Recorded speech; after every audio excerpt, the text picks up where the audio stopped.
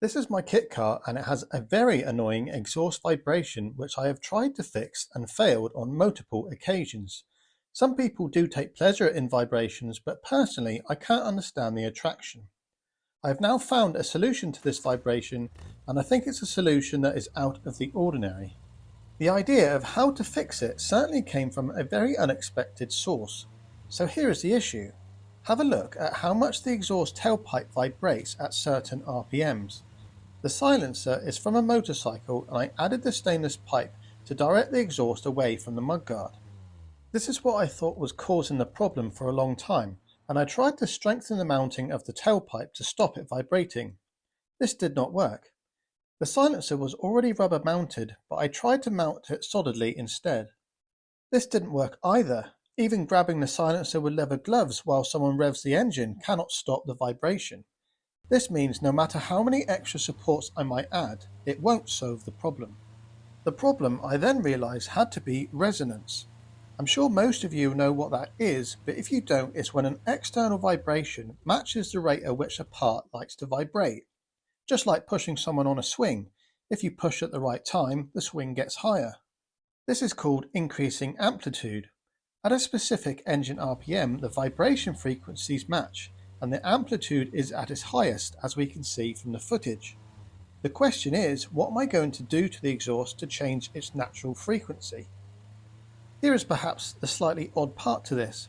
I'm sure many of you will know I have another channel and I made a video about helicopter rotor phase lag versus gyroscopic precession. In that video, I discussed the effects of changing a helicopter rotor blade frequency by adding a hinge.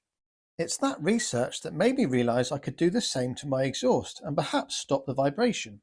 So that is what I did. I added a flexible joint so the frequency at which the exhaust vibrates will be different. Here is the result. The resonating vibration has gone. The improvement is massive, and I now enjoy driving this car so much more. It has reduced the vibration as a whole, not just the engine RPM at which it was resonant. Overall vibration has reduced. So if you have a similar problem that you can't seem to solve, this may be the answer. If you wanted to be more scientific, you could probably measure the vibration frequency. You would need to know what the natural frequency of the exhaust is, and I'm not sure how you would measure that. I know you can measure the frequency of a pendulum easy enough, so perhaps that's how you do it. Little update on the other projects now. I'm still working on the Alfa Romeo Spider, and soon I will spray that underneath with U-POL Raptor. I haven't used this product before, so if anyone has any advice on using it, I'm all ears. I will do some tests before committing to painting the underneath, as it's incredibly important that it goes to plan. The boot and bonnet of the Alfa I managed to dip in my rust removal tank, and it did a superb job. The only downside to dipping a panel that you can't fully submerge is that at the fluid line it eats into the metal slightly. Not a lot, but you can feel it with your finger. It will be quite evident when you sand the primer, and high build primer is enough to fill the acid removed metal. It would be much better if I had a tank big enough to dip the whole panel, something to consider for the future. I did do a nice windscreen aperture repair on a VW Type 25 camper. I couldn't find a replacement panel, so managed to make the majority of it in one piece, and it was a little challenging.